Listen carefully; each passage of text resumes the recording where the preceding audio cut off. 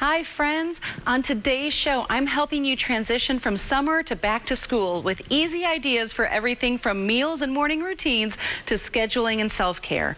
We kick off today's show with a recipe you can adapt for everyone in your family from Top Chef winner Kelsey Barnard Clark. Then I'll consult with a life coach to get tips on simplifying our schedules and prioritizing self-care. After that, I'm asking a friend and fellow online entrepreneur to help us put all that advice into practical terms for our daily lives. Finally, I'll share how to maximize your morning routine to both reduce stress and save money. So text a friend, open up your notes app, and get ready to be inspired like never before, because this is the Sami Cone Show. From the News Channel 5 Network, this is the Sami Cone Show. If anyone can help us multitask and simplify meal prep, it's the winner of season 16 of Top Chef, Kelsey Barnard Clark. Kelsey, welcome to the Sami Cone Show. Hi, thanks so much for having me. Happy to be here. Oh my gosh, I'm so excited to have you. We're huge Top Chef fans in our family, and I'm still impressed that you were able to not only compete, but win Top Chef less than a year after having your first child. Yes, I don't recommend that part, but it worked out, so here we are. All's well that ends well. Well, we've got so much to talk about. I want to talk about your restaurants, your new cookbook, but you've got a great meal idea that I think could work for lunch or dinner as we transition, especially from this summer to back to school time. What is that?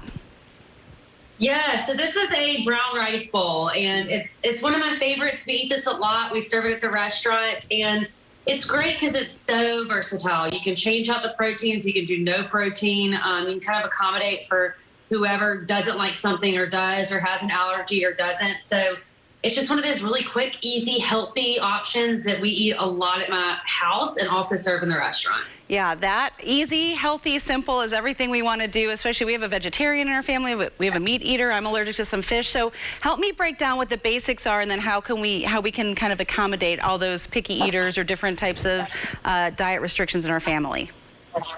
Yeah, so, typically it's either done, I do brown rice or quinoa. So if you are gluten-free, if you have any issues like that, obviously quinoa is a great option. Brown rice I love. So brown rice or quinoa, you just do like a scoop of that first, and you add as much as you want, honestly. I usually do about a half a cup of that, roughly cooked. And then vegetables can be anything in the world your heart desires. Today I've got a little bit of some lettuce, some Brussels sprouts, some tomatoes, onions. You just do a big spoon of that as well. And did you do and then that right on the top? Are those roasted or were those just kind of pan sauteed? So I call these like fake roasted. So you just cook these on like high heat for just a few minutes. And it's a lot quicker than roasting because it only takes like 10 minutes on a stovetop like that. That's awesome. So it is sauteed, but it still has that roast char taste to it, which is easy, great. So yummy. That's great. And then what can you add on top of that? So today I'm topping this with in the book, there's a recipe for whole roasted chicken. I cook this all the time, and there's even an option talking about how, like, if you cook 2 a week, you can eat it for multiple days. So I just like to top this with that chicken. You just pull it right off the bone when you're ready. And then last but not least, add a little bit of herbs like green onion, parsley, cilantro, dill, really whatever you want. This is super clean and easy. Basically, all the seasoning here is olive oil and salt because that's really all you need, and proper cooking technique. So great. I eat this all the time. I would imagine you could even grab a rotisserie chicken if you wanted to save time, or like you said, use leftovers from dinner the night before. Do you put any like sauce or dressing? Kids love something to kind of drizzle over it. What would you recommend? Yeah. You definitely can. I have a ton of dressings in the book, different kind of vinaigrettes that you can do different options of. Even like a little bit of sesame oil and soy sauce is wonderful in there. Kind of gives a different flavor. And I do that a lot. And here's actually the version I did with salmon. So same thing, looks delicious, same exact thing. You just change it up a little bit. And I usually cook the salmon in like a little bit of soy sauce, maybe some mirin. And that's a delicious, different flavor, same exact ingredients, same time frame. I love it, and I love the tips you give. This is your new cookbook. Congratulations, Southern Grads, coming out this week. I have to confess, I loved reading it as much as I loved cooking from it. I felt like I got to kind of come on your homestead in Alabama just a little bit. That's the goal, yes. Tell us what why this came about and why this is coming out now.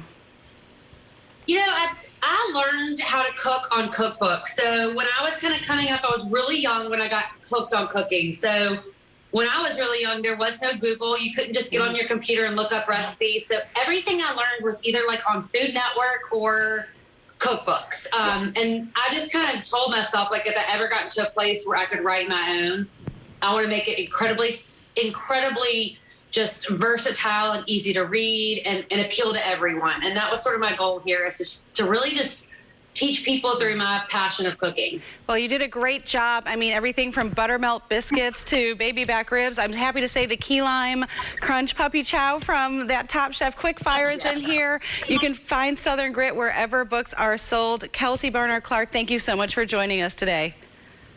Thank you so much. It was wonderful to be on here. Bye, Sammy. Bye.